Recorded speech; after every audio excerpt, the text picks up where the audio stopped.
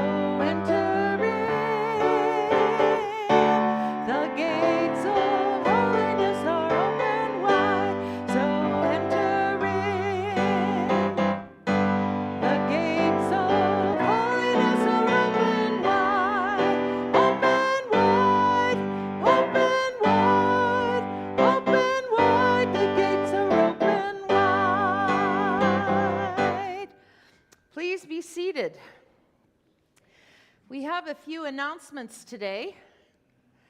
Do you want to just come forward? Yeah. Welcome everyone to Red Deer Lake United Church this March 9th, almost halfway through March. And today is daylight savings time, so bless you all for getting up an hour earlier to be here today. I'm going to let you start with Emmy's recital. My daughter Emma, who danced here at Christmas time, is having a dance show next weekend, Friday and Saturday night. I just saw a sneak peek yesterday, and it truly is. They put together such a beautiful show, and they put in a lot of hard work, so they would love anyone's support. There is a QR code on their little brochure, and it takes you right to purchase a ticket with your phone. So I can post this wherever we post items at the hub. And if any of you would like to come and enjoy a really wonderful, Christian-based, wonderful show, they put in so much effort, and it will be a beautiful program with a good story to it. Thank you. That's great. That's Emma dancing, and you saw her at Christmas. Okay, a few more announcements. Finance Forum today, 12:30. I promised them the service is going to be done at 12:30. So if you took out an order of service, I'm watching the clock, and if we don't have enough time, I'm cutting things out. And I might stop in the middle of the sermon, but I promise them 12:30 will be done. So unfortunately, we won't be coming around for prayers today, so if you have prayers you'd like to share, please send them in, and next week we will make sure we have them. Finance Forum today, that's just to review the budget, and it's really important. If you love to sing, choir practices today, it'll be 12:15 after the Finance Forum. So join us up here at 12:15. Annual general meeting. Yes? 11:30. Did I say 12:30? That's because I'm still... Anyway, 11:30. Finance Forum, 11:30. Choir practice, 12:30. 12:15. This is the first official announcement of the annual general meeting, which will be held on March 23rd, at which time you will vote on the budget and on people who are sitting on your wonderful committees. So make sure you set that aside. That will be after the worship service, the annual general meeting, March 23rd. Lunch and Learn is next week, March 16th, which is also Pi Day, public, explicit, intentional, being an affirming ministry. So there's a lunch, and then there's a guest of Rainbow Elders. Tina Q, does it say? Tina Q of Rainbow Elders. It's a very interesting conundrum that many gay elders have when they go into care. Some of them go back in the closet, actually, so they can feel safe. So you'll want to hear what Tina has to say. Then Steve Pineo with Horns in Concert, Red Deer Lake United Church, Friday, March 21st. You can get tickets by that QR code or at the hub. And then so many things we do here. This is a community that tries to make a difference in the world. It's a community where we carry each other and we love and support each other. So thank you so much for being here, for supporting us with your time and your energy, for supporting programs that are here, and for supporting us financially. If you would like to support the work of Red Deer Lake United Church, you can donate online by PAR, which is pre-authorized remittance. It just comes out without you even thinking about it. Donate at the hub, just right outside the sanctuary doors. We'll talk about planned giving probably sometime this year, or you can send in a check. Send in a check. Remember, that was how we always used to pay our bills. Thank you so much for all you do here. We couldn't have this place without you. So, is that the last announcement? Yes. So we'll start with the call to worship. I'll do the blue and you can do the black. Here in this place, we can ask big questions.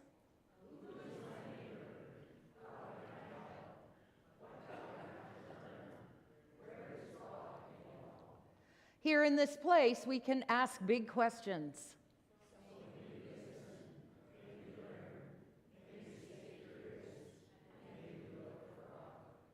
This is our invitation to lean in. Let us worship our holy God.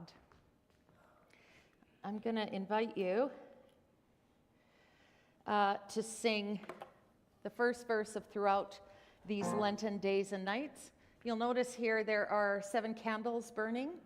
During our Lenten time, we will extinguish a candle each week and one on Good Friday until all the lights is out.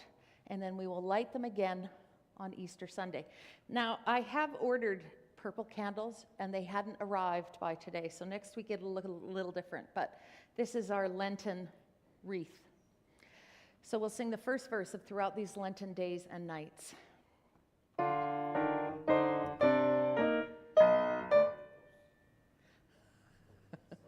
It's okay.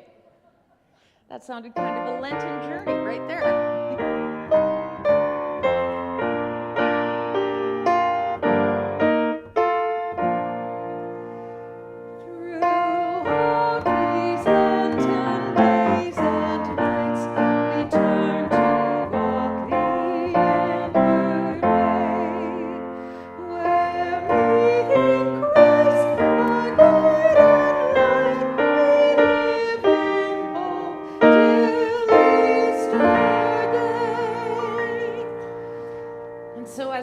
This journey of Lent, we'll be talking about polarities in our culture and in our lives.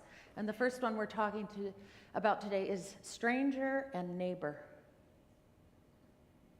Who are the strangers and who are the neighbors?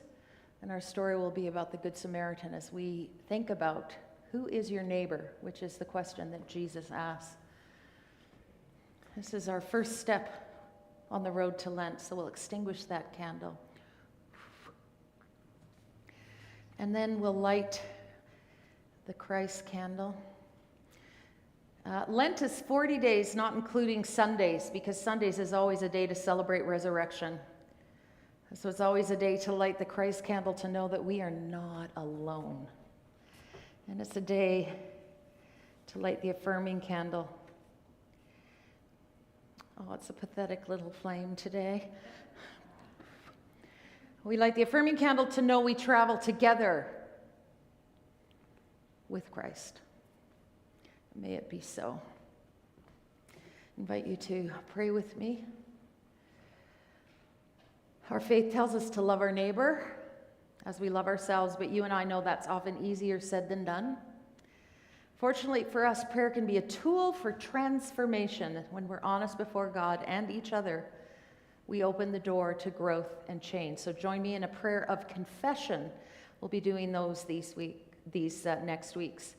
Join me now so that tomorrow we will be even better at loving our neighbors as ourselves. So let us pray. I'll do the blue, you can do the black. Holy God, you've told us to love our neighbors as ourselves, but we get tripped up on logistics.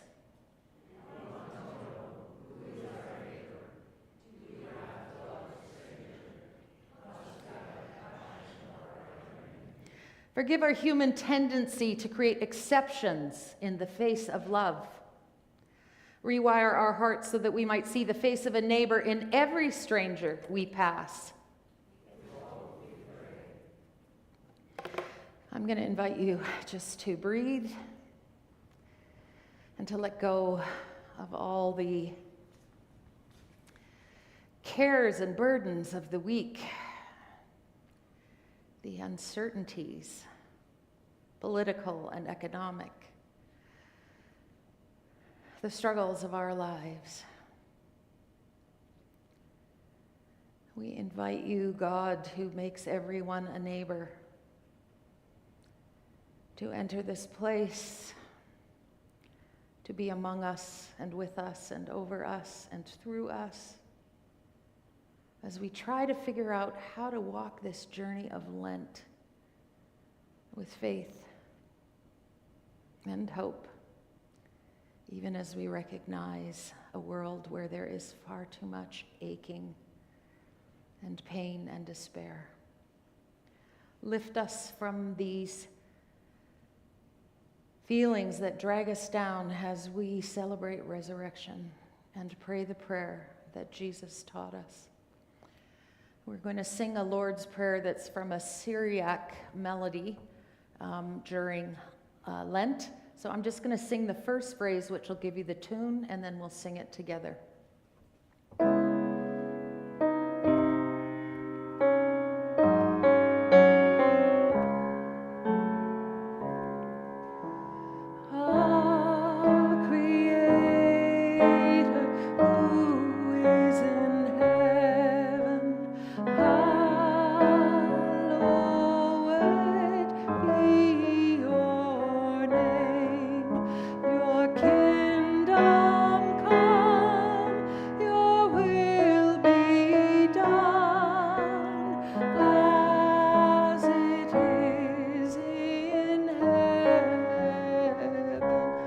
Start again, you can all join.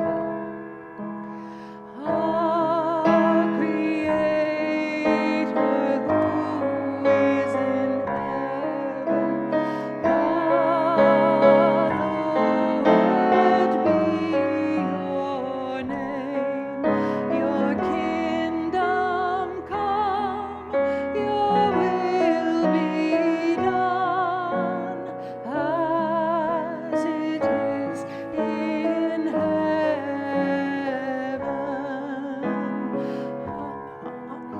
Give to us what we need, and forgive us our sins, as we forgive those who sin against us. Sorry, it goes like this. As we forgive those who sin against us, lead us not into temptation, but deliver us from evil. For thine is the kingdom, the power and glory, forever and ever.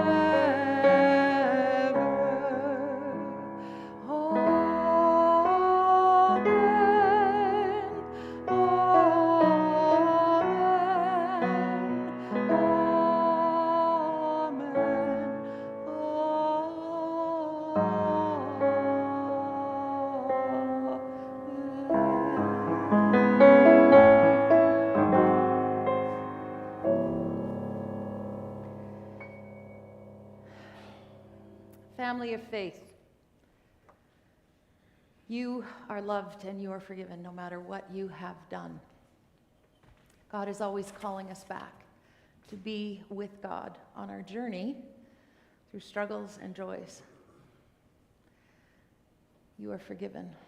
You are loved. Thanks be to God. And so we rise before our passing of the peace, and we'll say together, if you just want to rise. Family of faith, when we set limits on love, when we forget that we are neighbors, when we judge, hold back, or harm, there is nothing we can do or leave undone that could separate us from the love of God.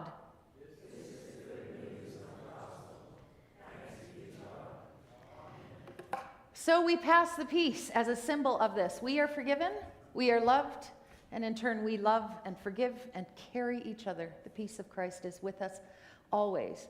And in a community, that's so important if we want to move together to change the world. So we do it by saying, the peace of Christ be with you and also with you. Pass the peace. And those children who'd like to go with Shelby, she'll be at the back for YK Collective. Pass the peace.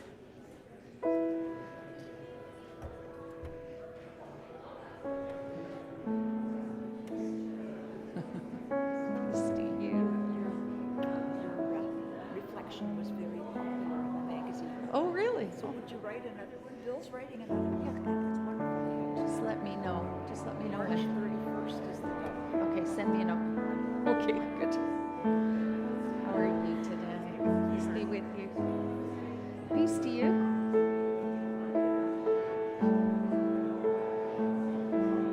Peace to you. Peace to you. How are you? I've got some good news. Yeah? It's very interesting stuff if you have time. Sure, for sure. I always have time. Just send me an email. Oh. Peace to you. Peace to you. And with you. And with you. Peace be with you. How you doing? Peace to you. Peace be with you. Hey, Dave. Peace be with you. Did I interrupt you? No, that's fine. I did the same thing to Britta, so.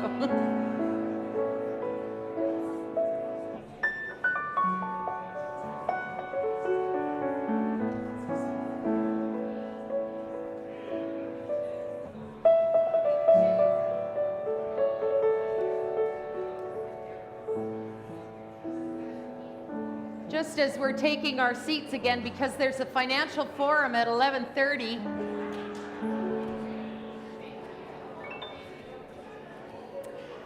At the hub are these cards for people who are interested. This is a journey through Lent. Every day they're called daily devotional cards. I'll just read you like Ash Wednesday, because it started on Ash Wednesday, you still got lots of time.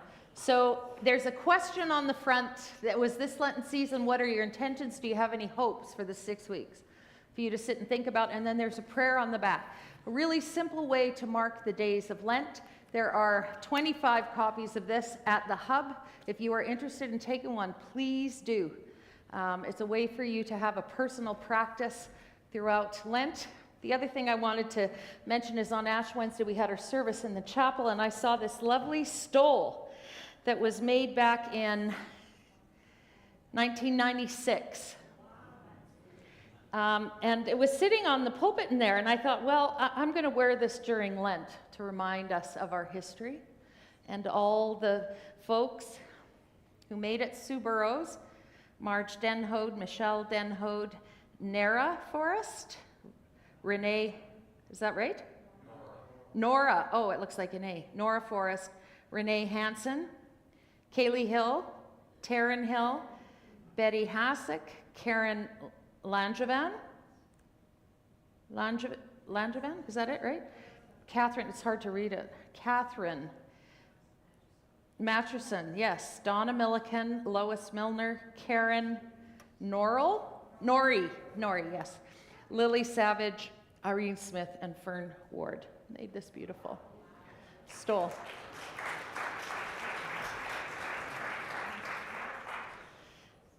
Lent is a journey of questions more than answers, and so as we move into this space, we'll sing together Turnstiles and Crooked Miles.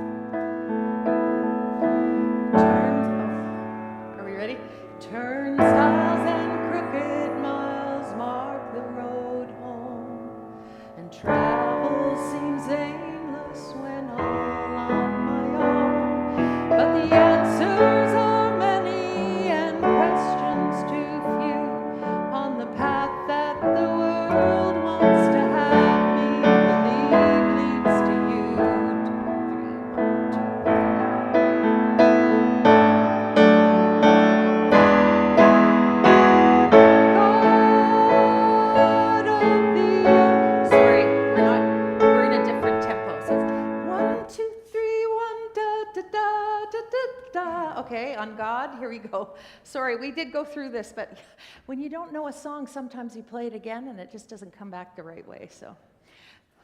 God of the earth and the sky, wind through the sands and the seas, how we have cast you in chains, set you on altar, adorned you with silver, and tried to imprison the breeze. Turnstiles and crooked miles mark the road home, and travel seems aimless when all on my own. But the answers are many and questions too few on the path that the world wants to have me believe leads to you.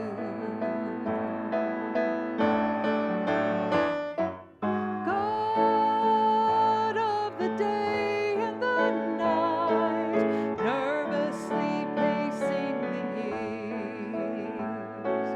Why, when you made us of clay, why could we not have been just a bit stronger, with just a bit less of your tears? Turnstiles and crooked miles mark the road home, and travel seems aimless when all on my own. But the answers are many and questions too few on the path that the world wants to have me believe leads to you.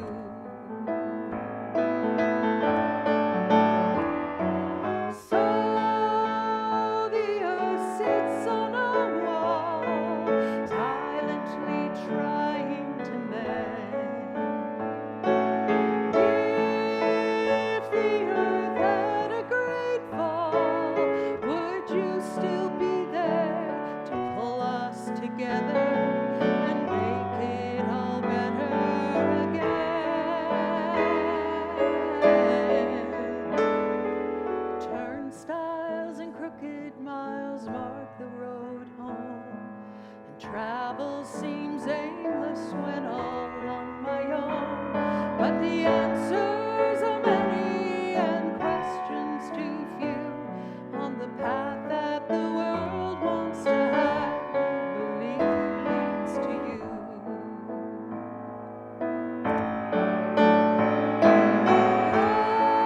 God of the infinite flight, time in the warmth of your wings.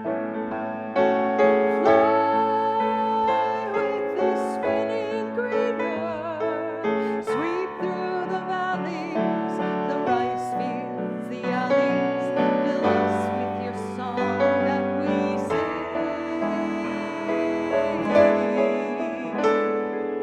Turnstiles and crooked miles mark the road home, and travel seems aimless when all on my own. But the answers are many and questions too few on the path that the world wants to have me believe leads to you.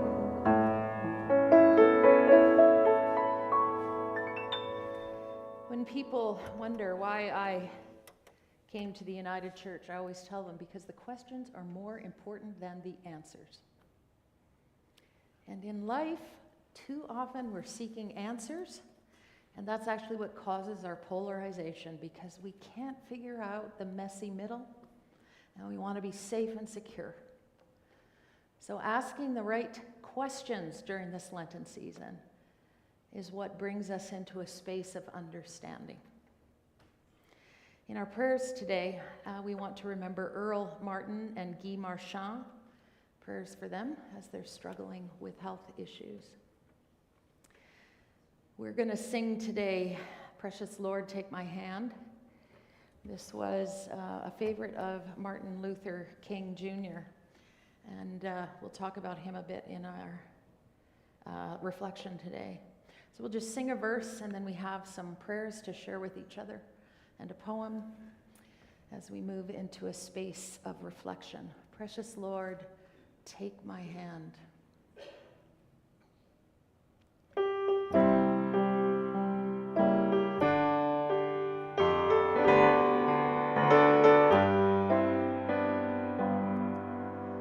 Precious Lord, take my hand, lead me on, let me stand. I am tired, I am weak, I am worn. Through the storm, through the night, lead me on to the light. Take my hand, precious Lord, lead me home. This is a poem called Never Met a Stranger by Reverend Sarah A. Speed. When we talk about God, we say she's never met a stranger. She makes friends at the airport. She waves to babies in the checkout line. When we talk about God, we say she'll leave the porch light on. She'll have a warm bread in the oven. She'll have all the time in the world. When we talk about God, we say she'll look you in the eye.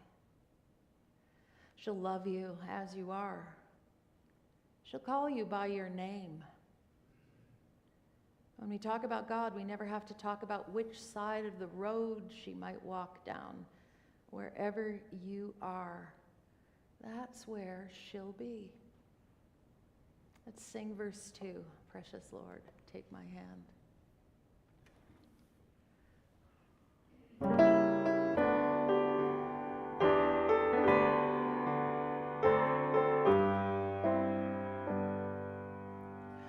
When my way grows drear, precious Lord, linger near. When my life is almost gone, hear my cry, hear my call. Hold my hand, lest I fall. Take my hand, precious Lord, lead me home. We'll do this second affirmation together. Church, if God asked you, who is your neighbor, what would you say?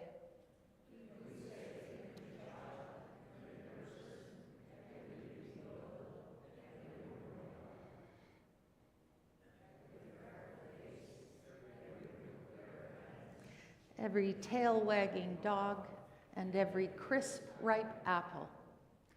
We would say we are connected to one another. To all God's creation, there are no strangers in God's house. We are all family here. I think God would delight in that answer, for it is said, you shall love the Lord your God with all your heart,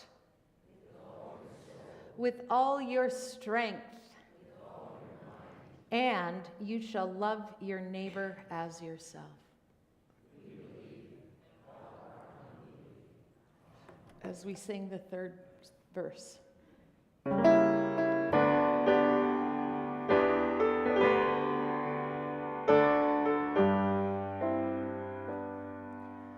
When the darkness appears and the night draws near and the day is past and gone,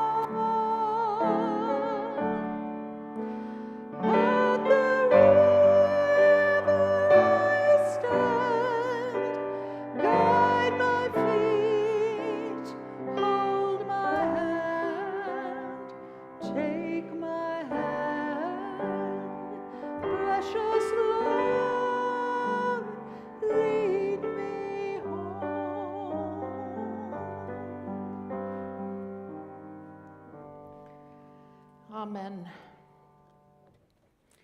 Our scripture today is from the Gospel of Luke, one of Jesus' parables, as he's speaking to the religious leaders and the people. An expert on the law stood up to put Jesus to the test and said, "Teacher, what must I do to inherit everlasting life?" And Jesus answered, "What is written in the law? How do you read it?" And the expert on the law replied, "You must love the Most High God with all your heart, with all your soul, with all your strength, with all your mind, and your neighbor as yourself." And Jesus said, "Well, you have answered correctly, so do this and you'll live." But the expert on the law, seeking self-justification, pressed Jesus further. "And just who is my neighbor?" And Jesus replied, "There was a traveler going down from Jerusalem to Jericho who fell prey to robbers. And the traveler was beaten, stripped naked, left half dead. A priest happened to be going down the same road. The priest saw the traveler lying beside the road and passed by on the other side. And likewise, there was a Levite who came the same way.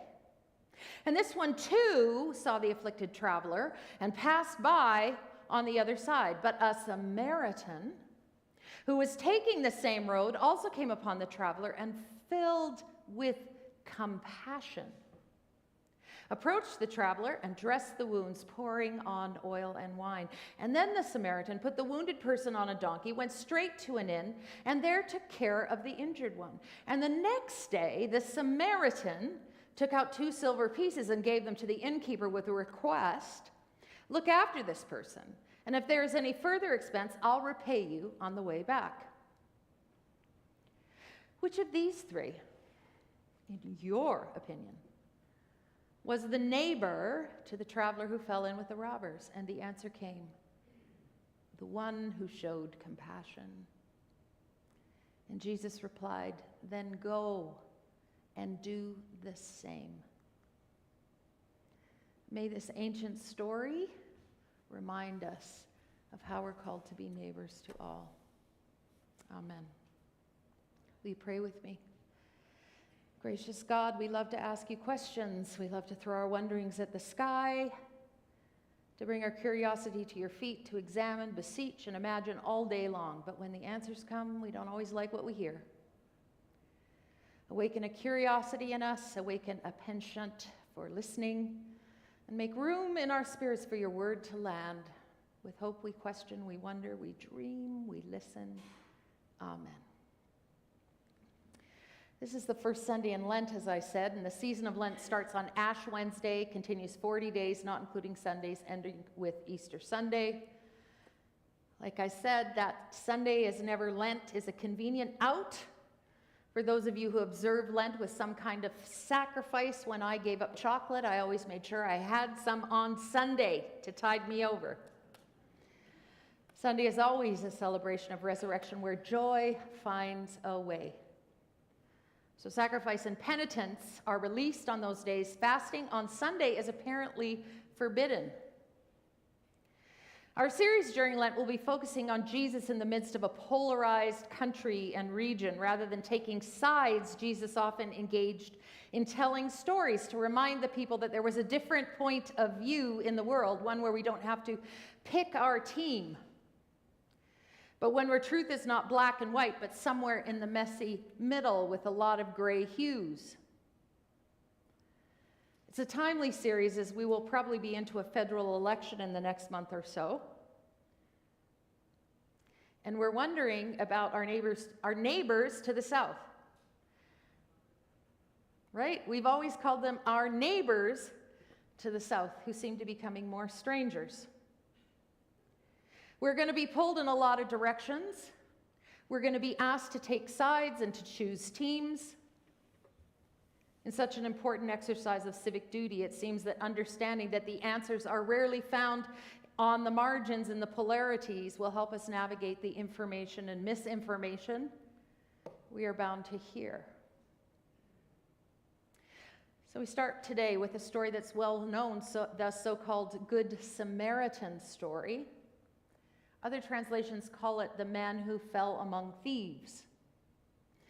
Begging the question, are we talking about the Samaritan or are we talking about the man in the ditch? The outline of the story is pretty well known. The lawyer who knows the answers for how to live a good religious life, you might call him an elite. He says, love God with your heart, soul, mind, and strength, and your neighbor as yourself, but he's testing Jesus to see if he's truly a prophet, someone he should listen to. And so he asked Jesus, okay, we all know that, so tell me, who's your neighbor? And Jesus responds with this parable about a man who's on a road between Jericho and Jerusalem, and it's set upon by bandits and robbed of his money and beaten and left for dead, stripped of his clothes even. He's on the side of the road. So an important note in this story is that the road from Jerusalem to Jericho is not a safe one. It's very steep, starts at Jerusalem, goes down the mountain quite steeply to Jericho. And you know, on a steep road, we've been through the Rocky Mountains, how windy it is. There's many bends and turns to hide and surprise an unsuspecting traveler. So this road already was notorious for being unsafe. So you took a chance when you're traveling this road alone. The first to pass by this priest who sees the man, he doesn't want to get involved. Priests who were traveling this road probably lived in Jericho and worked in Jerusalem. They were not wealthy enough to afford to live close to the temple. They were in the suburbs where the cost of living was cheaper, where you had to take some risks to be able to survive. So it's no wonder in some ways that the priest didn't want to stop. It might be a trap. The bandits might be laying in wait to get him too. He could have been afraid that he was going to be the next victim. Maybe that's why he passed. And the same happens with the Levite. The Levites are the priestly class where all the priests are taken from. The third traveler, though, is a Samaritan, and he sees the man, and the text says he has compassion on him. Lacking in those first two stories is any mention of compassion. So he is the one who ensures the man's safety and takes care of him. I was thinking about this story this week from the perspective of the Samaritan. See, Samaritans are a kind of in-between people. They worship the same God as the Jewish folk. They have the Torah for study. They have the Ten Commandments. I think they have one more, actually. But their big difference is they worship on Mount Gerizim, and the Jewish people worship in Jerusalem on the Temple Mount. God does not live in Jerusalem to the Samaritans. He lives on Mount Gerizim. So remember the story of the woman at the well, and that happens to take place in Samaria. Right? She's a Samaritan woman. And the disciples are scandalized that Jesus would even go into Jerusalem. It's the shortest, or into Samaria. It's the shortest route from Galilee to Jerusalem. But because it's held by Samaritans, most often you dipped below it and did not go into Samaria. So the fact that Jesus says, let's take the shortcut through Samaria, it's kind of like saying, let's take the shortcut through the bad part of town. The disciples are a bit worried and scandalized. And then he has the nerve to talk to a woman in Samaria. You can see how the disciples carry this discriminatory feelings about the Samaritans. Okay, so I saw this interesting video this week about modern-day Samaritans. They're still around. They live around Nablus, I believe, which is near Mount Gerizim. And I think it's probably similar to Jesus' time. So let's watch this video on modern-day Samaritans. I found an ethnic group that is both Israeli and Palestinian. Wait, what? Yeah. They pray like Muslims and they follow the Torah in their own way. Meet the Samaritans. Shalom. Salam. They speak both Hebrew and Arabic fluently. They live amongst both Palestinians and Israelis and share both identities. We are the proof that coexistence between Palestinians and Israelis is possible. How do you define yourself? We are Samaritans. We consider ourselves both Israeli and Palestinian. In fact, we have both the Palestinian and Israeli ID. We've been living in Nablus, Shechem, for over 1,000 years with the Palestinians, and at the same time, we have the Israelite origin. We are connected to the Israeli people in that way. We have the oldest history in the world, from Adam to my brother the high priest, 163 generations. We have the oldest Bible for 3,648 years. How do people react when you discuss your identity? We love the Israelis and the Palestinians, and at the same time, we are hurt to see both in pain. Whether it's the Israelis in Tel Aviv or the Palestinians in Gaza, we really want peace for both. People see the Israelis and the Palestinians as divided, and living as a Samaritan kind of taught us that we are one. You see, Palestine and Israel are not two separate entities. They are more like a brother and sister who were separated at birth, ended up forgetting that they are siblings, and started fighting. And Samaritans are a key reminder that both Palestinians and Israelis are indigenous to this land. And for both sides to coexist, maybe we should be a little more Samaritan. The Samaritans are a people who dwell in the in-between, not quite Jewish, not quite Arab, able to see the humanity in both peoples. So with that history, let's look at the Samaritan again. I wouldn't have blamed him if he took no part in this episode. After all, the Jewish people discriminated against Samaritans, probably him too. They treated them as second-class followers of God. They didn't really have time for them. They certainly didn't welcome them into the temple or into their religious gatherings. If I was there and I was a Samaritan, knowing that it's already dangerous to take this path from Jerusalem to Jericho, I would have just walked by. I wouldn't trust that this same man that I was endangering myself to help would help me if the roles were reversed. I might even think my help would be unwelcome to him because I was a Samaritan. Imagine how humiliating it would be if the man woke up, knew a Samaritan helped him, and felt some kind of revulsion or shame. So many reasons to walk by. But the text says the Samaritan had compassion and took care of the man. Who knows where that compassion came from? Perhaps he could picture himself in the same scenario and knew his only hope would be the kindness of strangers. Maybe he had experienced a similar ambush sometime before and he knew how desperate this man was. And perhaps he knew some folks who had suffered in this way. Whatever the reason, he had compassion, or should we say empathy, for this man. Empathy is an interesting development for humanity. In the animal world, often the old or the sick are left to be eaten or die alone because the pack or the herd can't support them and survive too. Civilization has been attributed by some to have occurred at the moment that humans began to care for the sick and injured. Evidence of a healed bone in a prehistoric skeleton was said to be the sign that someone had taken the time to care for that person. They hadn't left them on the side of the road to die. They ensured that they were able to stay with their tribe and participate in the life of their people once again. The idea of the healed bone has been attributed to Margaret Mead, who's an anthropologist, but there's some speculation about whether she said this or not. Still, the idea of a healed bone in a skeleton says that someone took the time to take care of you. This idea still holds.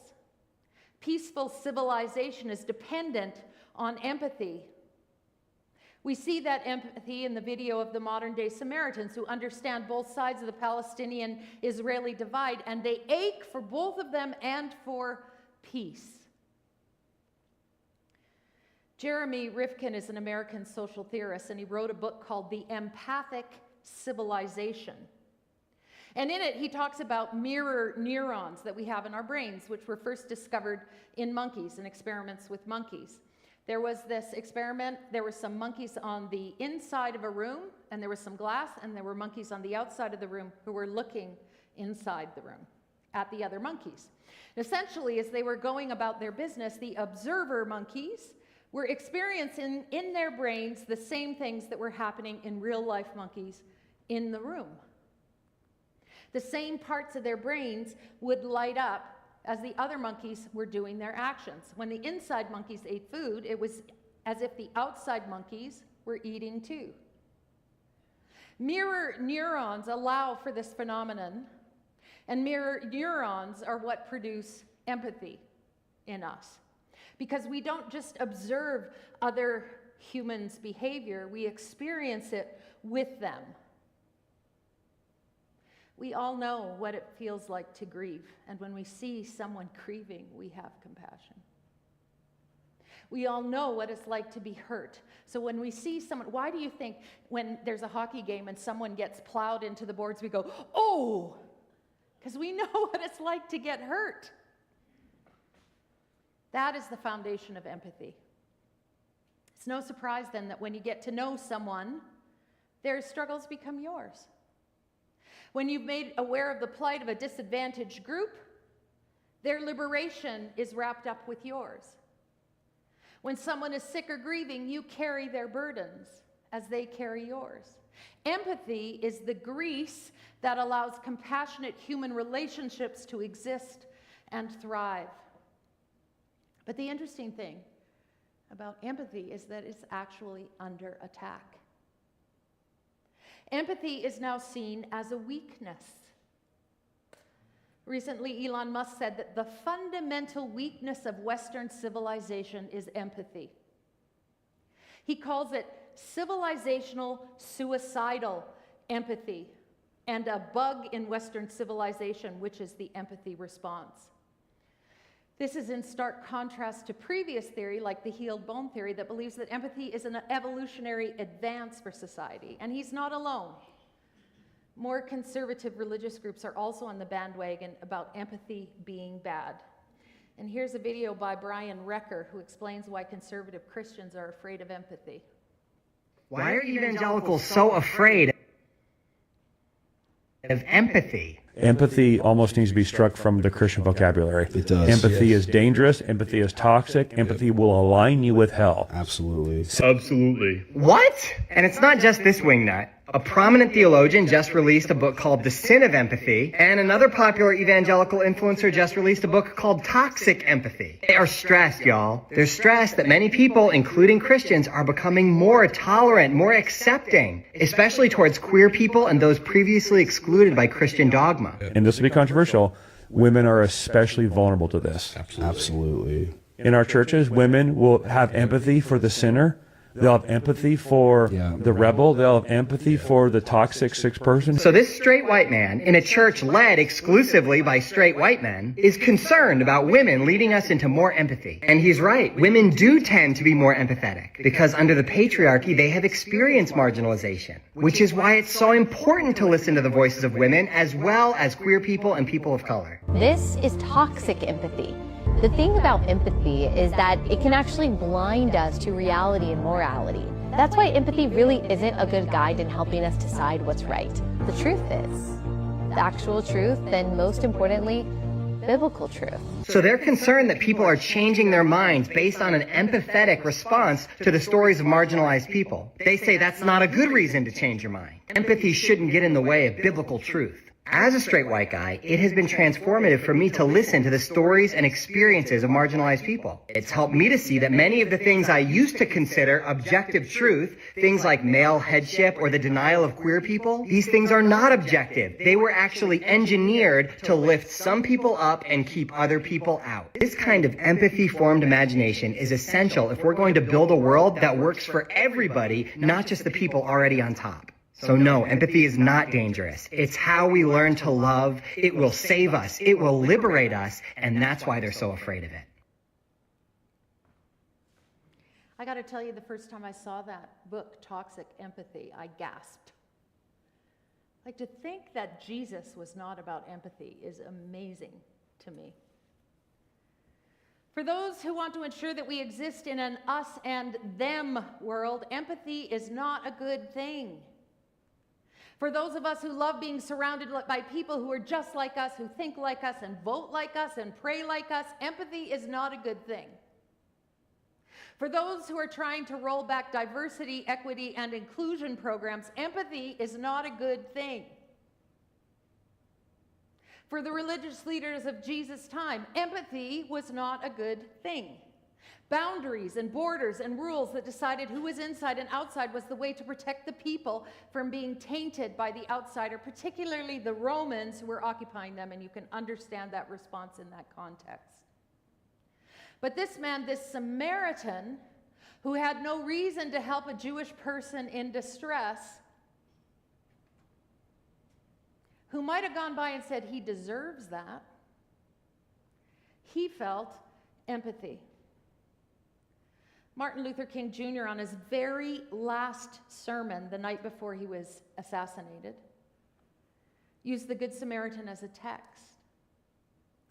He's been on the road between Jericho and Jerusalem with its aggressive downhill slope, its winding, its hiding places, and he could empathize with the priest and the Levite. He figured that these men were afraid, and they asked the question, what will happen to me if I stop? A most natural and instinctive response. But King says the Samaritan came by and he reversed the question. If I don't stop to help this man, what will happen to him? Empathy, compassion. That turns the question of what will happen to me into what will happen to you on its head.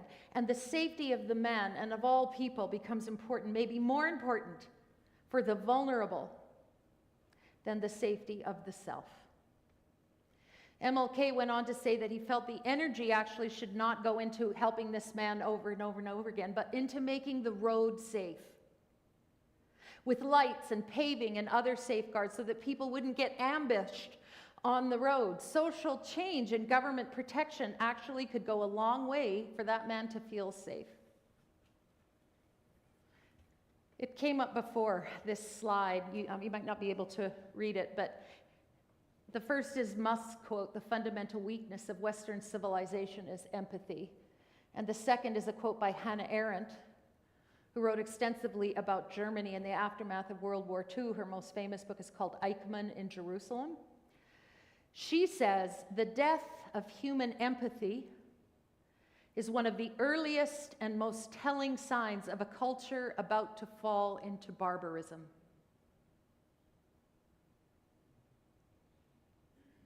We cannot lose our empathy, our compassion to make us feel safer.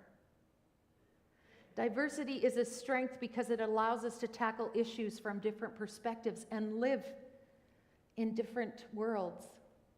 It brings us together and forms strong bonds so we care for each other and protect each other. People of God, empathy is not a bad thing. Walking in the shoes of another person expands our understanding of the human condition and the struggles of people outside our social groups. Strangers become neighbors when empathy is engaged. And so Jesus asked the man, who's the neighbor in this story? Your religious leaders or the despised Samaritan? That's what Jesus is saying. Who's the neighbor here? The ones you hang out with or the ones you despise? And the lawyer, humbled, rightly answers, the one who showed compassion. And Jesus simply says, go and do the same. Amen. I'm going to invite you to stand as we sing our final hymn, We Are Pilgrims.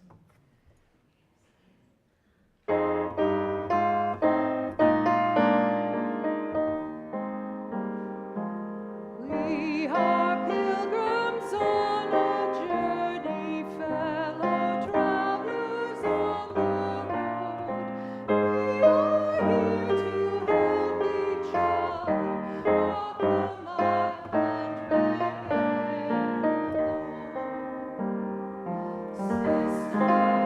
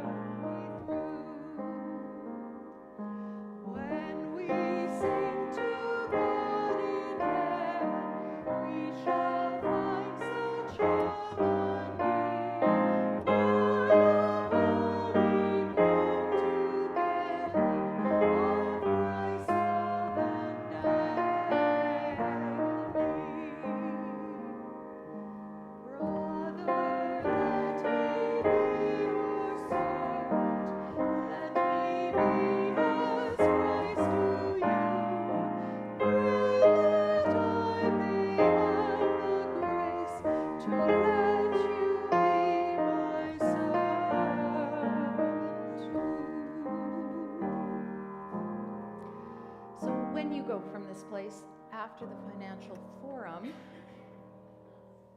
go with compassion. See the people in front of you as neighbors.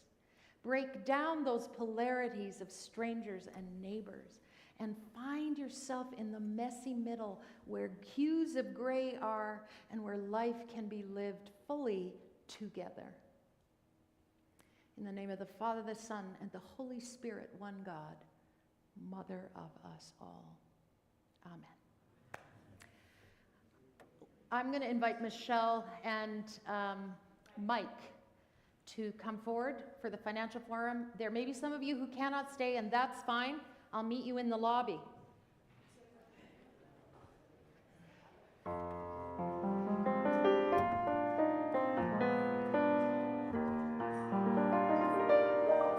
Yes, isn't it? my God. Oh, and I was thinking, so the psychopath next.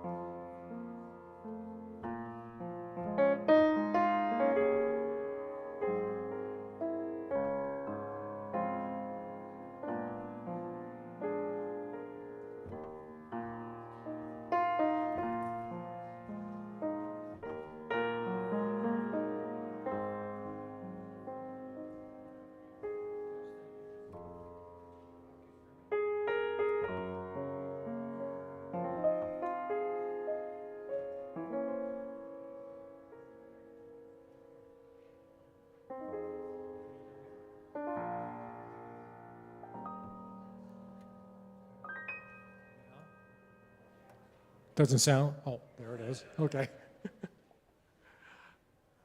Okay, so this is the finance forum. Why don't we get started? Because there's a choir practice at 12:15, so I've been told not to run into that. And years ago, my kids told me I'm not allowed to sing, so I got to be over before choir practice.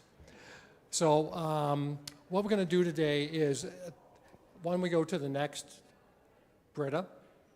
Can you go to the next slide, the agenda?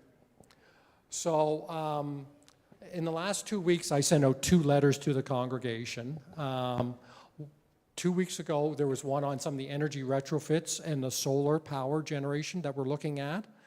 And then this week, I sent out a letter on the financial statements and the budget. That had a lot more detail than I'm going to go into today. Today, the purpose of today is basically, I'm just going to remind you of a few of the high points and then field questions. And for some of those questions, I may even have answers, so that the AGM just goes smoother. So that's why we've decoupled the finance forum from the AGM, to make the AGM a little bit more mechanical and cover some other issues. So what we're going to do is I'm going to talk about the financial statements and budget, again, just a few high points, then do a Q&A, then we'll talk about the energy aspects, and Dave's going to join me to tell you about what he actually did. So that's why we've decoupled and then the Q&A, and then we'll talk about our cash position, a little bit more mechanical, and the things that will be on the agenda for the AGM. So what we're going to do is I'm going to talk about the financial by the way, I didn't introduce myself. I'm Mike Jackson. I'm the treasurer of the church, and I have been for 5 years, aspects, and Dave's going to join me to tell you about what he actually did. So that's why we've decoupled and then the Q&A. And then so the 2024 financial statements, here are the key themes. The big thing was the MOU with McDougall and Ogden. So in 2023, we had a very low salary load because you may recall Nick and Vi both departed during that year, and Grant stepped in.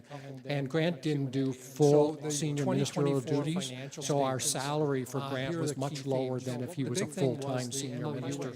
So in 2023, we had an artificially low, we had a very low salary personnel cost. You may recall Nick in 2024, with the 1.25 full-time equivalent senior ministers and restaffing, basically when you see the numbers, we go back to 2022, 2021 levels when we had Vi and Nick on staff. So that shows a big variance year over year, but it basically gets us back to a more normal level. Building usage revenue. This is something that we have really focused on the last few years, and there was more timeline in the letter I sent out. The objective here is to get our revenues up on the building and get our costs down. I viewed the building as a very big, this is something financial thing for a congregation of this size. And I saw it going two ways. And there was more, either we try to make our building more of a multi-purpose, multi-user building, or we might have to face someday when we run out of money, having moved into a multi-purpose building, which I don't think we want. So that's why there's been a lot of focus on the building, getting our costs down and getting our rental revenues up. Either we try to make our building more, and it's come way up. When I show you the numbers, or if you saw them in the letter, our rent has gone up. Big thing is the kindergarten. I consider them our anchor tenant, basically almost a partner. Last year we had a summer camp for autistic children. We have a couple of people using the kitchen as a bakery. We have a couple of music groups. So the rent revenue has gone up to the point where in 2024, rent revenue covered 83% of our building costs, insurance, maintenance, utilities, everything. Where I would like to get theoretically, and where I think we could get into in 2026, if not, then certainly 2027. So the rent revenue is where our rent revenue covered 100% of the building costs, other than maybe major expenditures. And if you think about it, at that point, basically this congregation is getting this building rent-free. I would like to get other people paying for the building.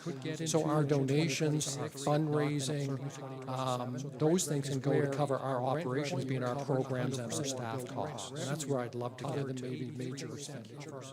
And if you think about it, at that point, our budget last year for 2024 called for break even. That was kind of maybe a little bit optimistic, but the deficit came in at $9,000, which is almost a wash. The donations fell a little bit short of budget, but most of the expenses fell in line. I can't really complain about donations for operating costs because we had a very successful campaign. We raised funds in the campaign and prepaid our debt by $156,000. And that lowered our run rate on our interest and principal from $46,000 a year down to $10,000 a year. So that's $35,000 a year for not laying out that we were raised. So financially, funds in the campaign and prepaid. So those were the high points for 2024. Where do you want to go to the next one? And that lowered our run rate on our 2025. When you see the numbers, the big thing that kind of jumps off the page is the variance. So we've gone on salary load back to where we were pre Nick or pre Grant, I guess. But now we've gone up by another $20,000, and it's kind of across the board. There's cost of living increases, which are mandated. There's more hours for non-ministerial staff. Salary, so we have back to where we were. Besides the ministers, we also have Angie, the office manager, and Andy, but now we've gone up by another building caretaker on staff, and then we have 4 contractors, bookkeeper, communications, Monk on music, and Jesse for choir. We also contribute to personnel costs at McDougall because there's a lot of coordinating with the ministerial team, and that's about $7,000 a year. As a board, we're going to ask the M&P team to go back and do some more analytics on that and see if there's possibilities. Maybe we also contribute to, not by squeezing people on Google, but is there things we can do differently, things we can do smarter, things we don't have to do. So we're going to go back to the M&P team. We're going to ask the M&P team to go back. And the other big change that happened was senior support grants. So back when COVID started, we reached out for a couple grant programs. One was the Canadian Emergency Wage Subsidy, which Michelle and I did, which paid for a lot of the costs of staff during that period, and that expired at the end of COVID. The other was, I think Claude was at the head of this, was getting some grants to support seniors. And with that, we really ramped up our programming for seniors during COVID, and we kept getting grants, so it carried on. Unfortunately, those grants expire this month.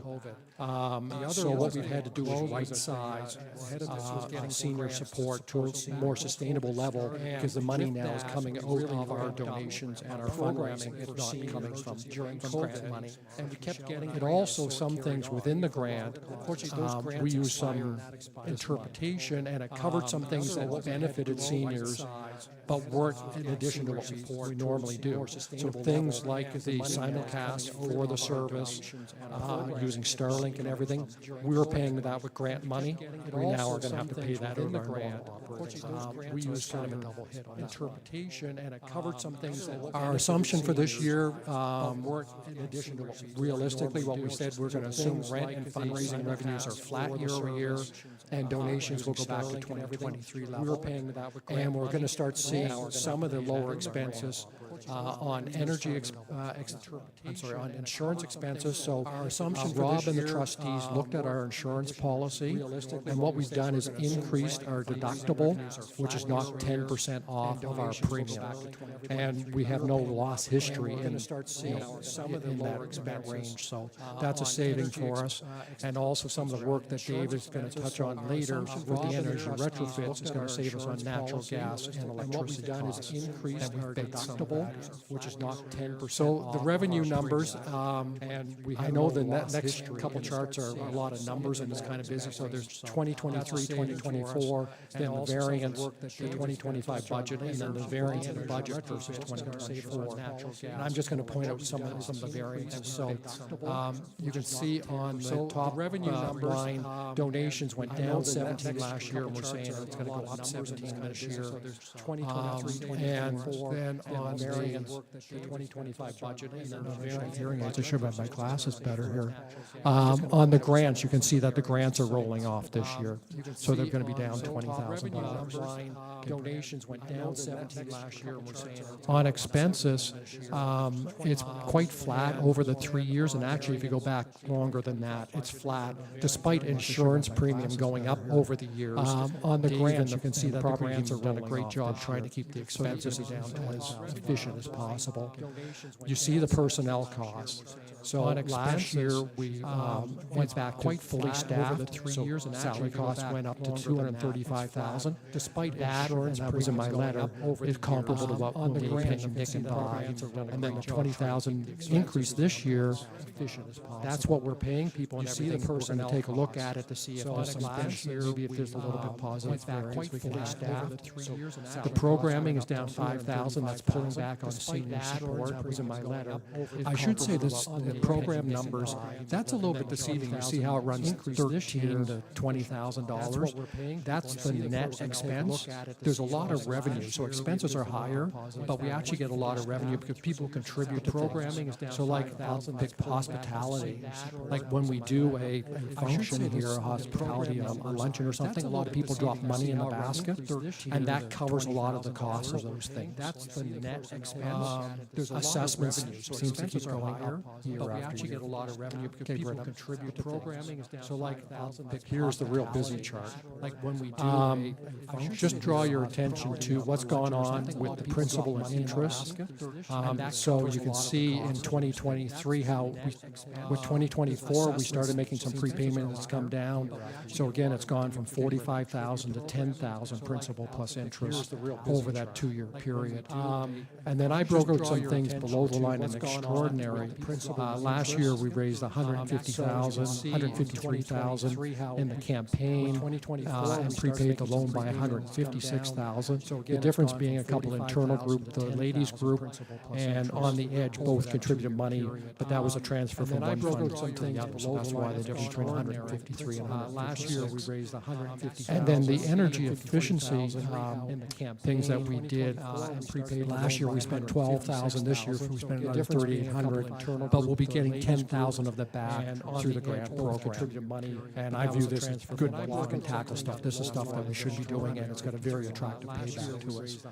And then in the budget, we've included $8,000 for last year. We increasing the appeal of our building for weddings. But we'll be getting so this is an idea that Doug and Rob and I had, and we look at our building here, and we think there's some real attributes to it. In the budget, where we can get more people using it, and particularly the chapel.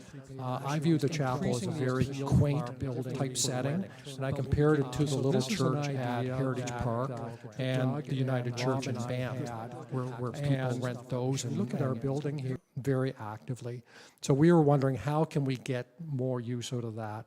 So I brought in a wedding planner who's volunteered her time to help us out, and then she brought in a person who does photography and branding, and they volunteered their time, and they're working with Jennifer, our communications person, and Angie and me, and we've got some ideas on how to get this building more in the loop. The attributes are the view. You come here and you get the view of the mountains and the foothills. It's a beautiful site. But it's still close to the city. You know, it's only 2 kilometers from Stony Trail. So it's a country setting close to the city. There's the chapel for caterers. There's the commercial kitchen downstairs and the servery here. We've worked through a lot of logistics, but we do need to do some branding to increase our profile. And we put $8,000 and free parking. Yeah. So you know, both the planner and the photographer thought, wow, this can really appeal to people. And we've got some ideas on how to improve our and once you get in the network there and have a couple successful weddings, it's a fairly close community in terms of the planners and the caterers and the photographers all know each other. So we're going to do an open house here to improve our visibility.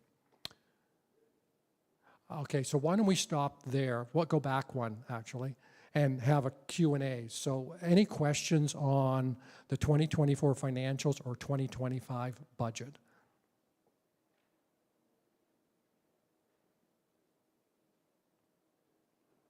No. Okay. I don't know if it's we answered everything or that's a total lack of interest and you're just waiting for the choir. Okay, why don't we go to the next slide, the energy retrofits. And I'm going to talk to the finance side, and Dave's going to talk about the nuts and bolts and things. So every month I attend a webinar put on by the United Church for church treasurers. And back last spring, they mentioned this Faithful Footprints program that was starting up. And as it turns out, it's been the most successful grant program ever done by United Church. I think it's really cool that it's an interfaith group. So there's a group called the Faith in the Common Good, and they act as an umbrella for administration and execution. And then there's pots of money that the United Church put in, the Roman Catholic Church put in, Jewish and Muslim churches each have their own pot, but it's administered by the same personnel, all the churches working together. And what you can do is you can get up to $3,000 to improve your energy efficiency and decarbonize your power generation. The congregation must pay for 100% of it, and then you get 2/3 back, and you can only do one application. So we haven't applied yet, but Dave and I have been in very active discussion with the people at Faithful Footprints. So they've basically given us the green light for everything Dave's done thus far, and they referred us to the solar company that's done it, but we haven't spent any money on solar yet. So when we decide whether to do solar or not, then I'll submit the application for either just the energy retrofits or the energy retrofits and the solar, and then we'll either stop where we are or do the solar and then get the 2/3 of the money back. So that's how the program works. Dave, do you want to come up now and talk about some of the things you've done? Good morning, everybody. I think you know who I am. I'm Dave Churchill, and I'm the chairperson for the maintenance and repairing things in the church here. So just to give you an idea of some of the retrofits that we've done, conversion of all the incandescent and fluorescent lighting on the interior of the building. So every light bulb in all these fixtures is now LED. The only thing that I haven't been able to change out is the spotlights because they don't have an equivalent LED for that yet, but they are working on it. So once we have that, we'll change them out. Conversion of the fluorescent bulbs and LEDs for the roadside sign. Now it's a sign that stays on all night, every night. And with the fluorescent lights in there, it was taking up a lot of energy, so that's kind of fixed that issue. Insulation under the chapel. So if you get a chance to go downstairs and have a peek in the storage room underneath the chapel, you'll see that it's all insulated. And I know a few of you have noticed that it's a lot warmer in the chapel. And that's because of that insulation. Let's see. The minister's office was originally going to be the access into the building, the new access. And the minister's office was going to be upstairs in the upper room. And the minister at the time, I'm not sure who it was, said, no, I'm too far away from the office. So they changed it down to what was going to be the entrance. And because it was the entrance, planned to be the entrance, they didn't have a thermostat in there or any heating. So what they did is they put a heat register in there that's has hot water running through it. But the only valve they had on it was like a little spigot valve that you would use for your outdoor water spigot. And what I did is I had them put a thermostat in, so I had a contractor come in and do that.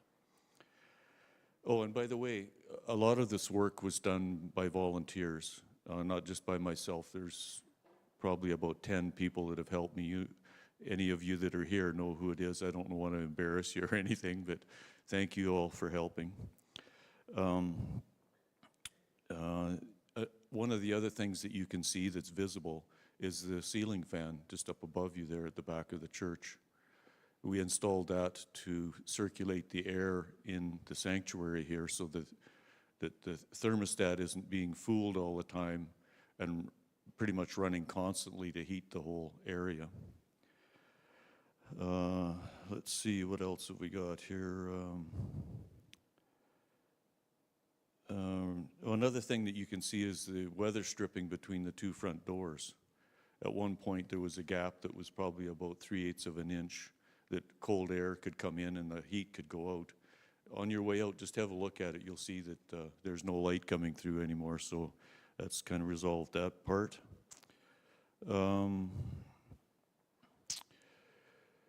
In some cases where we had dimming switches for the incandescent or fluorescent bulbs, I had to change out a few of the dimmer switches to LED for the LED bulbs.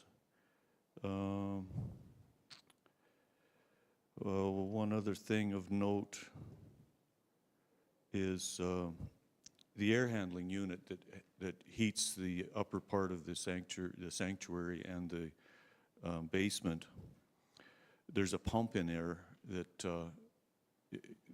runs, or used to run 24/7. So what we did is we put relays in so that the pumps only run when we have the thermostat set to give heat. So it's going to be very efficient. I think that's it, other than any questions for the... Go back to you on the solar in just a second. No, just stay here, Dave.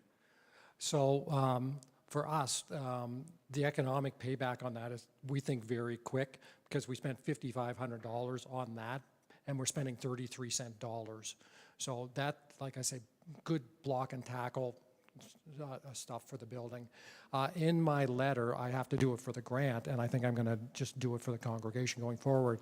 I've got 3 years of history on natural gas and on electricity. I'm just going to keep updating that and include it in my quarterly email to the congregation. And Dave and I have our fingers crossed that this year's line should be well below the past lines that we're saving on those. Okay, Britta. So on solar power, this is another thing that would be covered by the grant, and Faithful Footprints referred us to Nuo, who is the Alberta consultant for solar. So Dave, you want to talk about solar? Yeah, now for the solar, there's been lots of questions about it. The way that it'll be set up is, if we get the grant, we'll be able to repay our portion of it in a shorter period of time, and like in a third of the time. There's also a benefit in that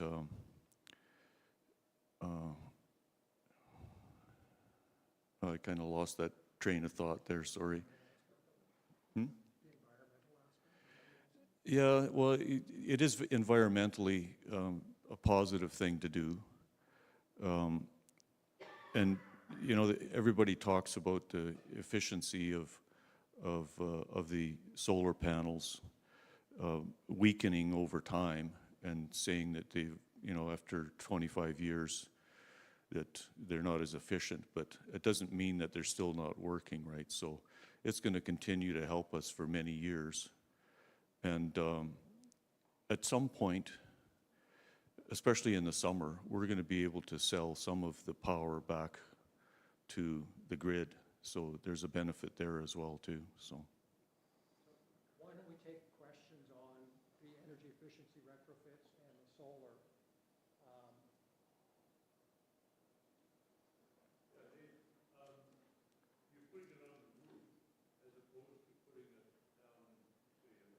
the solar panels will be on the roof, yes.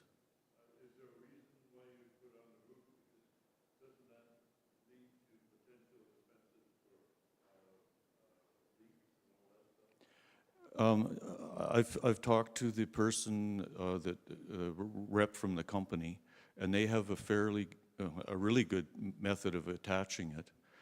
If we end up putting it on with the metal roof, I'm kind of not into doing that because I think it's ugly. I'm suggesting that we would put it on the asphalt shingles on the annex. And the reason I want to do that is because they do face south, which is the direction that the sun's shining from. And if they're on the sanctuary roof, they're only going to be efficient for like half of the day, right? The technician that looked at our situation said that they have a really good method now of sealing the mounting brackets to the asphalt shingles, so not to worry about that.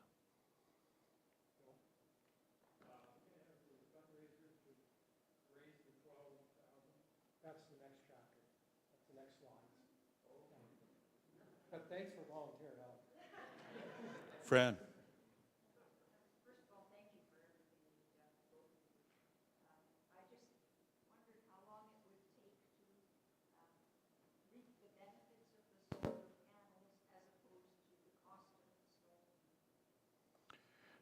Versus the cost of, what was it, Fred?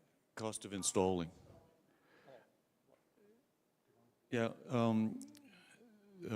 the company that's going to be installing them, if we go ahead with it, they suggested that, and typically it's 10 years before you would recover your expense.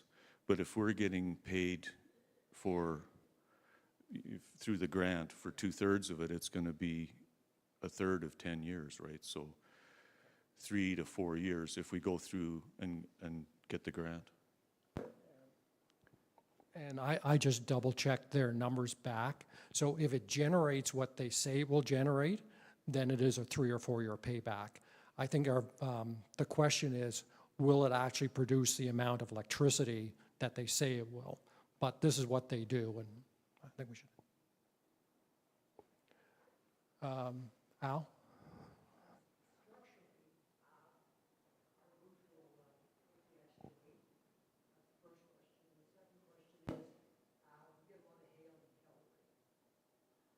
Yeah, there's no issue for the weight. The units are fairly light.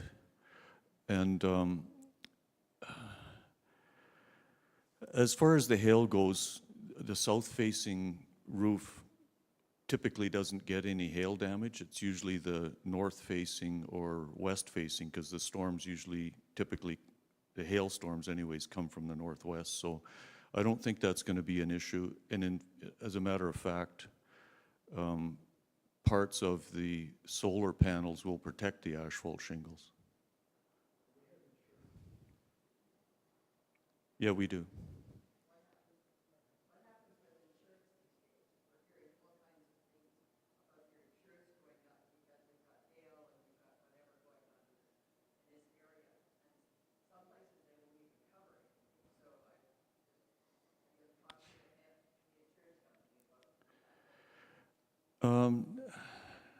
Yeah, that's a good question. Whether the insurance company would cover the costs, or if we would have to make sure that they knew that they were going to insure it. But we have a deductible now that's about $10,000, so yeah.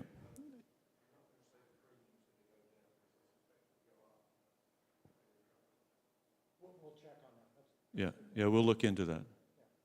But I think generally our location hasn't changed. Yes, if we were up in the northeast, that's where some people are having hard getting insurance. But we'll leave it. Joyce?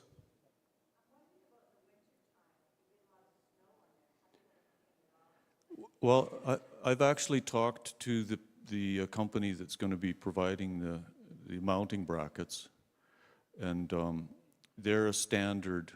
They just fit or match the slope of the roof. But I'm going to see if they can modify it. It'll be an additional cost to us. But I want to modify it so that it's the proper angle, which is basically your latitude. So we're at like 52 degrees. So they would be at a fairly sharp angle, 52 degrees, and the snow hopefully would slide off of them. But if they're at less than 30, the snow probably won't, right? And they've said that the efficiency during the winter is less because they could be potentially covered with snow.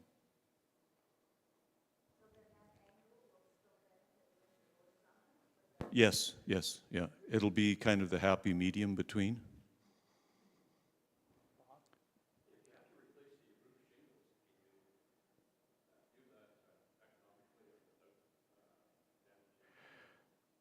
That's a good point. And at some point, the shingles are going to have to be replaced. And like I said, the 25 years for the solar panels kind of matches what the longevity of the shingles is. So yes, at some point, we're probably going to have to replace the shingles because I think I believe they're about 10 to 15 years old. So, but they're still in really good condition. And, you know, there's going to be an additional cost to remove the solar panels, put new shingles on, put them back on. But I think in the long run, it's still going to be energy efficient and cost effective.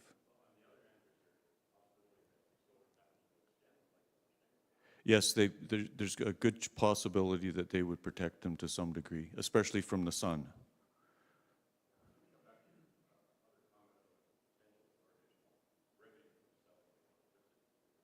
Mm-hmm.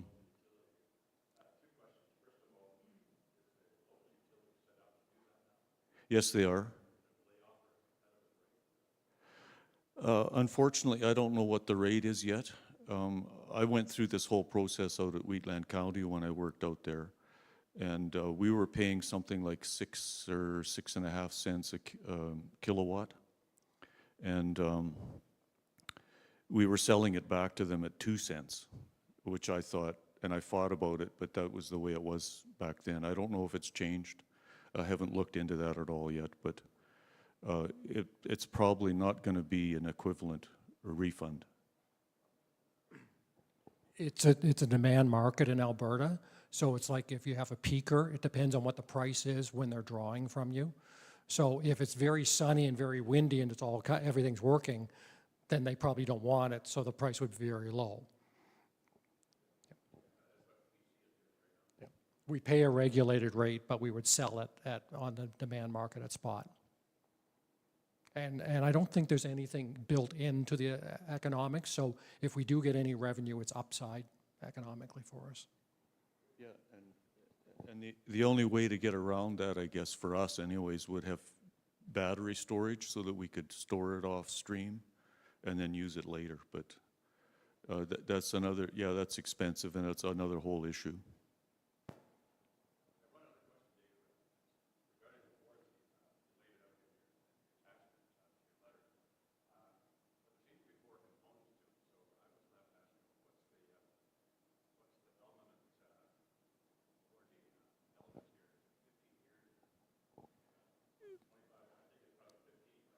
Yeah, I believe it's about 15 years. But when I was talking to the technician, he said that they've never had any issues at all. You know, in the past, perhaps 10, 15 years ago when they were first starting, there was issues. They've improved the product a lot, especially along the lines of hail damage. They're making them a lot tougher. And yeah, I don't think there'll be an issue with that at all.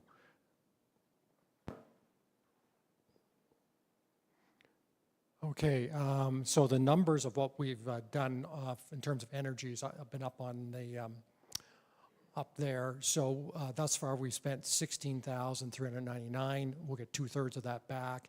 If we do solar, it's another $31,005. So the whole energy thing put together, as I said, if we decide not to do solar, or if we get declined for the solar, then we'll get $10,000 back on the $16,000 we've spent. If we do decide to do the solar, then we will get $30,000 back. That's where we cap out on $47,000 that we've spent. Solar is an incremental $12,000 for us to pay. Okay, why don't we, I'm conscious of the choir gathering. Britta, can you go to the next slide? Okay, thanks, Dave. I think that's it. Yep. Our cash position. So we were the beneficiary of 3 planned gifts back in 2018 and 2019. And I may be stepping on a landmine here, I know, because I've asked and everyone said, oh, don't mention the names, or that was the word to me. But I think it's a shame that these people left this money in their estate for us. And in aggregate, it was a substantial amount. That's why the balance of the planned giving account in 2019 up there on the slide was so high. These 3 people, through their generosity, basically gave us the money to get through COVID and make those loan payments over the years. So I you know, for the first time I've ever seen their name publicly said, I thought we should recognize them, because that was very helpful. As you can see, the planned giving account, what we've done every year is we have tapped into that to make the loan principal payments. And as you can see, basically it's gone down to virtually zero now. Our aggregate cash is down to, I think it's $128,000 up there. That doesn't count restricted cash, so like the men's breakfast group or On the Edge, that cash is all restricted. This is the unrestricted. So we're down to $128,000. Conserving that is very paramount. Why don't we go to the next slide, Britta? So how can we improve our financial sustainability? One is eliminating the bank loan. We have 40,000, the balance is 45,000, but there's 5,000 in pledges outstanding, so it's net 40,000. By eliminating that, that converts to about $10,000 a year in interest and principal we don't have to keep paying. We took a big bite out of it last year. One thought is to clean up the rest of it this year. Also, the building usage, going back to what I was saying, if we can reduce our costs in the building and increase our revenue, so we basically can get the cost of the building paid for by user groups, I think that really helps our sustainability. So that's why the energy efficiency and the solar is things that are on the table, and attracting weddings. Okay, Britta.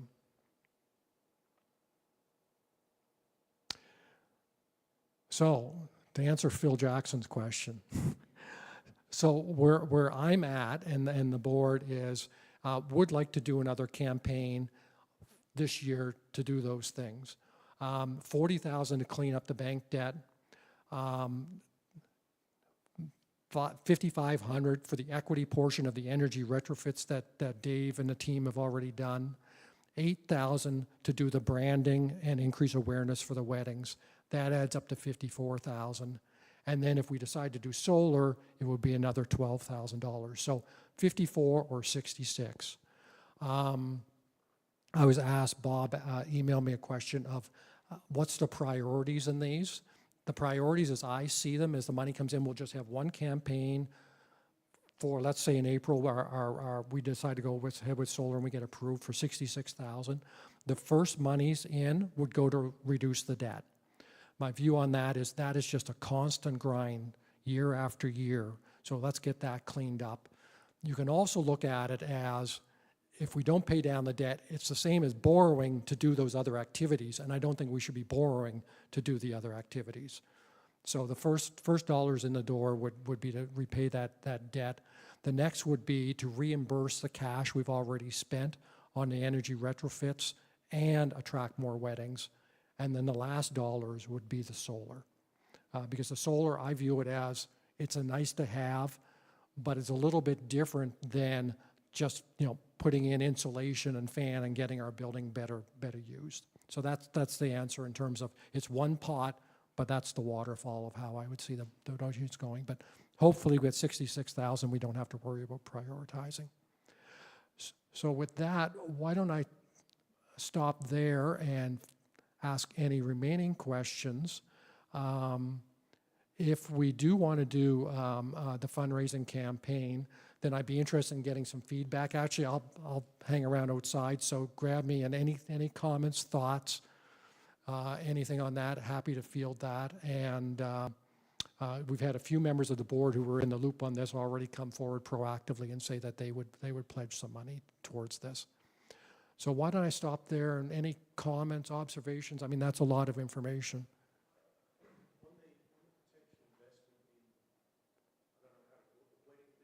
Yes. Yes, good point. Thank you, Rob. So what we wanted with the wedding was to use the building, but it's got to be a profit center that contributes to our overhead. So it's volunteer light. So the hospitality committee said, if it's a wedding involving people in our congregation, they would like the option to do it. But for third parties, they're not going to do it. So, and it's also going to be staff light. So Jennifer, our communications person, is going to be the point person, and she's going to work with Angie and me to do the branding and everything. But then she'll be like the wedding coordinator from the church's side. But everything else, it's going to be third-party caterers, third-party security. We've worked through the logistics on that. It should all go around. The only thing that I've still got a question about is if we have a wedding and a reception Saturday night, getting it turned around for Sunday morning. It sounds good, but until the first time, I'm see how that works out. Andy's going to be a little bit involved in terms of getting tables out or telling the people where the tables are, but the wedding planner will coordinate everything from there. It's quite nice that business has gone that a lot of weddings now have a wedding planner for the whole thing or a day of event. So the wedding planners do all that. So we're not having to deal too much with the bridal party. We're dealing with a professional who just does this all the time. Bob?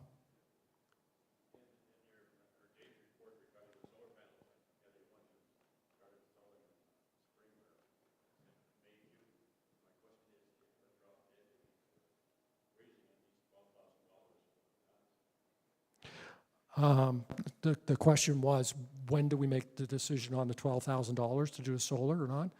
So the process for solar is that it'll be tabled for a vote at the AGM, and if it's a yes vote, then I will put in the application for the energy retrofits and the solar. We'll get a response back in April. By that time, hopefully, we've got a view on whether we're going to be successful in raising some money, and do a go, no-go decision at that point.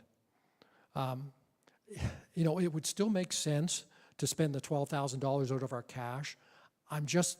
With our cash going down, I'm just getting very conscious of, you know, it's an insurance, it's a risk thing. I'd rather raise the $12,000 than take it out of cash, even though a 3 or 4 year payback.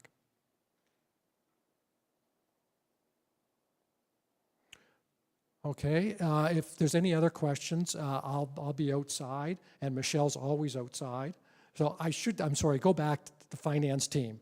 The finance team, Dale Bender and Michelle. Michelle works very closely with Alicia, our bookkeeper, and Michelle does a ton of work here. It's kind of, she's detailed, I'm big picture, and we actually make a pretty good team. It's kind of Abbott and Costello of the finance world, but it works really well. So if you have detailed questions, Michelle can, it will also be available. Okay, sorry.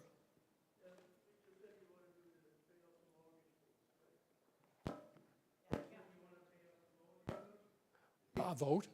Yeah, we'll have a vote on the solar at the AGM.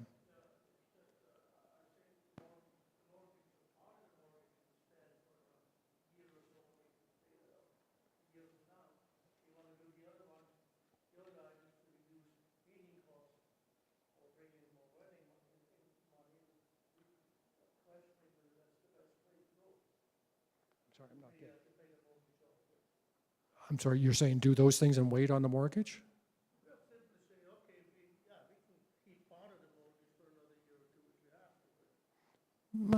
We could, yeah, but it'd be nice to clean it up. Yeah. Let's aim for cleaning it up, and if we don't get 66,000, then we'll have to prioritize. But okay, thank you very much for hanging around, and have fun at the choir practice.